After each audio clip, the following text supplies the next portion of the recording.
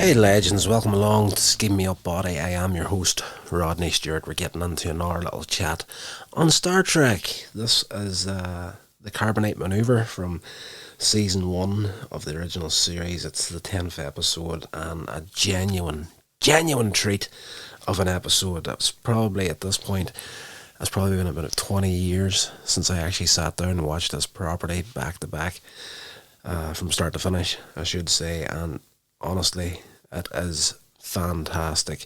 At the beginning of the episode, the Enterprise, it's out on its third day of star mapping, and Lieutenant Navigator Dave Bailey spots a large spinning multicoloured cube floating in space, and he advocates attacking it with the phasers, but Kirk instead orders the ship to back away from the object.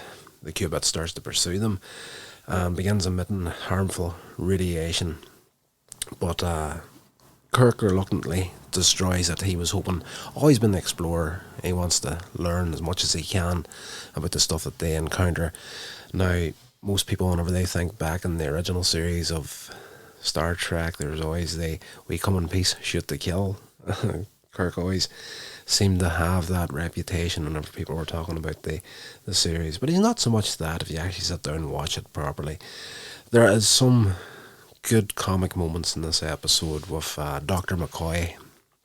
At the beginning, he's also tricked Kirk into finishing a medical for a change. You know, there's a red alert sort of situation going on the bridge. And if Kirk knew that, he would jump up and leave straight away, but McCoy doesn't tell him, lets him finish off the exercise that he's running them through. Of course, Kirk isn't happy with this and heads off to the bridge, and this is where everything happens with this giant cube that he ends up destroying. After that, he has the crew running simulations to bring their response times up in case there's going to be any more encounters. He felt that during this first encounter that, you know, the response times weren't as high as they could have been. And while the crew is running through these simulations, he's in his quarters getting lunch. McCoy's there again. There's a couple of good comedy moments with McCoy and Yeoman Janice Rand. She is fussing over Kirk. He's getting really agitated and annoyed at her. McCoy jokes that, you know, Kirk's like, if I get hold of the person that gave me a female yeoman, I'll break his neck, essentially. Probably a bit on the sexist side for its time, but McCoy jokes that, you know, do you not trust yourself with her? And Kirk delivers one of those great lines where he's already got a female to worry about. Her name's the Enterprise. So, you know, that's the ship first. You know, duty first with Kirk. Though he does love to chase the women, let's just say. While all this is happening, a gigantic glowing sphere approaches the Enterprise, filling the entire bridge view screen. This thing is huge, it's massive, and you know, even at the lowest magnification, it's still full on the screen. Commander Balak identifies his ship as the Fesarius, this huge ship, the flagship of the First Federation, explaining that the destroyed cube was a border marker. Balak ignores Kirk's greetings and announces that he will destroy the Enterprise for trespassing into the First Federation territory and destroying the marker buoy. So this guy is holding all the cards out here. He's, you know, outclassed the Enterprise in every way possible. And he basically gives Captain Kirk and the crew 10 minutes to pray to their deities. Spock obtains a visual of Balak, a blue-skinned humanoid with constantly shifting facial features. Bailey succumbs to hysteria and Kirk orders him off the bridge. He's freaking out. He's like 10 minutes away from death. Can't handle it. And to Dr. McCoy rebukes Kirk, arguing that Bailey's outburst was a result of Kirk putting too much pressure on him.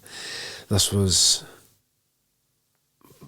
feels that Bailey was coming up the chain far too quickly, and Kirk's taken an interest in him. But the pressures have been on the bridge, and everything they're dealing with is just too much for him. So, McCoy isn't happy with this, and he's pointing out that he warned Kirk of Bailey's condition ahead of time. The argument inspires Kirk to try bluffing Balak. He tells Balak that the Enterprise contains carbomite, a substance that automatically destroys any attacker, and claims he has a little regard for the fact that the Enterprise would also be destroyed in the exchange. While Kirk awaits a response, Bailey returns. He asks permission to resume his duties, which Kirk grants. Balak demands proof of Carbonite's existence, but when Kirk refuses, he pretty much, playing poker with this guy across the region of space between the two ships. It's just each person's calling the other's bluff or trying to do that. Where are we at in my notes? You're going to have to get used to this, guys. You're listening to one of my podcasts. I tend to lose my place very quickly in the notes from time to time. Okay. While Kirk awaits the response, Bailey comes back onto the bridge. Kirk grants permission. Balak demands the proof of Carbomite's existence. Kirk refuses, but Balak does not destroy the Enterprise. Instead, a small tug ship detaches from the Fusarius and tows the Enterprise deep into the First Federation space, where Balak states that he will intern the crew and destroy the Enterprise, initiating that the tug ship's tractor beam cannot be as powerful. Did I use the wrong word completely there? Kirk reckons that the tug ship's tractor beam cannot be as powerful as that of the Fusarius. So Kirk orders the Enterprise to engage the engines at right angles to their course. Just as its engines are about to explode from the overload, the Enterprise breaks free. This apparently disables the alien vessel, and as the crew picks up a distress call, which its smaller ship does not answer. So this giant ship is nowhere near Enterprise or this little tug vessel at this point, but the little vessel is, in trouble.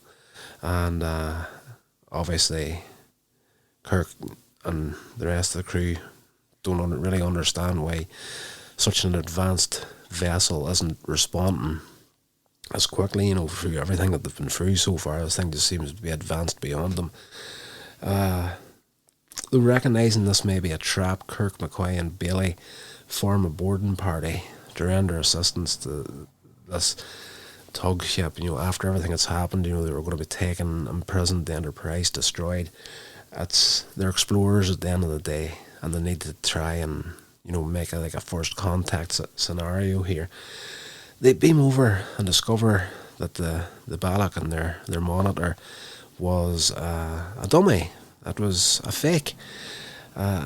Creature was designed by Hua Chang.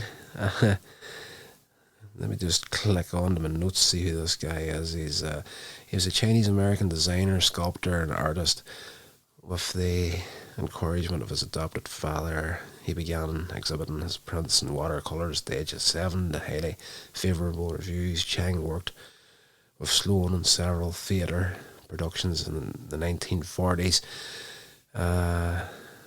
They briefly created their own studio to produce films. He is later known in life for his sculpture and the props he designed for Star Trek, the original series, including the tricorder and communicator. I love the internet, looking up all this random stuff. But this creature of Balak, you see him in the credits of each episode. He pops up there. He almost has that kind of like alien grey sort of a design to him, but he's blue and whatnot. The real Balak looking like a hyper-intelligent human child, enthusiastically welcomes him on board and explains that he was merely testing the Enterprise and its crew to discover their true intentions. As Kirk and the rest of the guys relax, Balok expresses a desire to learn more about humans and their culture and suggests they allow a member of their crew to remain on his ship as an emissary for the Federation. And Bailey happily volunteers, and Balok gives him a tour of the ship, and that's where the episode closes out. So, nice little happy ending, but it's one of these really tense episodes in the middle of it there, whenever they're faced off in space, and everything seems lost. They've got 10 minutes, they're going to be potentially destroyed, and it's good character work in this episode. And the little guy at the end of it, Balok, the real version of him, this small humanoid child, is Clint Howard, brother to actor and director Ron Howard. Richard Cunningham himself, his little brother, was in this episode. And yes, I really did enjoy it. Let me see what sort of other details we've got here. In 2009, Zach Hanlon of the AV Club gave the episode an A rating, describing it as the original series at its best. Gripping, well-paced, thematically coherent, and noting and ending. The ending's note of optimism.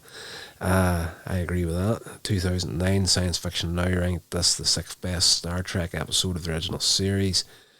It seemed to have a good response all around this episode, and just like a lot of the stuff in the original series, particularly season 1 and season 2, there's a lot of good stuff on there. Season 3 had a few, I don't want to say disasters, but some questionable episodes, but we'll get to them in due course. But I'm loving it. I'm absolutely adoring getting into Star Trek again. As I said in a previous podcast, I am a lifelong fan of the show, but very, at this point, I want to be self-aware enough to not come on here and create a podcast based on a science fiction podcast based upon Star Trek and try and act like the big expert that knows absolutely everything about the show. No, far from it. I'm very, very surface level at the moment, and really getting into this podcast has just given me an excuse to get in there on a real deep dive on a lot of the shows. But I've always enjoyed the original series, and I do believe I've seen every episode at some point in my life, but I'm hoping that there's a few in there that I haven't seen. But I'm really looking forward to getting and to seeing we do have, whenever we get to the end of the run of episodes here on the original series, I do have the DVD box set sitting here of the animated series. So I'm dying to get into that there. Now, I know they're all available on Netflix at this point, but I literally, about 3 weeks ago at this point, I was online one night, Amazon, and I was searching through some of my lists on there, and I had put on a few of the shows, a few of the series, DS9, Voyager, and all that good stuff. And just with what happened here, and I can't speak for any other regions on the planet, but here in the UK, we actually lost Star Trek Picard and Star Trek Discovery and everything off Netflix. They didn't renew it, that might be a worldwide thing. But I'm just thinking to myself, okay, currently here in the UK, we have access to all the original shows, as far as the original series, the animated series, Voyager, the DS9, Enterprise is all on Netflix right now. But I'm just, at this point, I'm playing it safe. If we're going to lose the new Star Trek, what's going to stop them from taking the old Star Trek off? So I actually bought, for the first time ever, all the box sets of Star Trek, and it's a joy to look up onto the shelf there and just see them all lined up back to back. So yes, we're going to be doing this twice a week, all been well. So if you're a big fan of Star Trek, please bear with me. Come on the journey with me as we chat and enjoy the episodes together. And yes, we will be breaking off for some other science fiction stuff, probably on a random Saturday episodes. I'm still playing about with that at the moment, so I might actually put a few names into a hat and pull out a series at random. We'll do that on a Saturday. So that's going to do it for this episode, guys. I hope you enjoyed it, and please follow the show, rate and review, all that sort of good stuff, and check out coinsagemedia.com for all the other stuff that I'm doing online. I'll talk to you in the next episode. This has been a production of Coinsage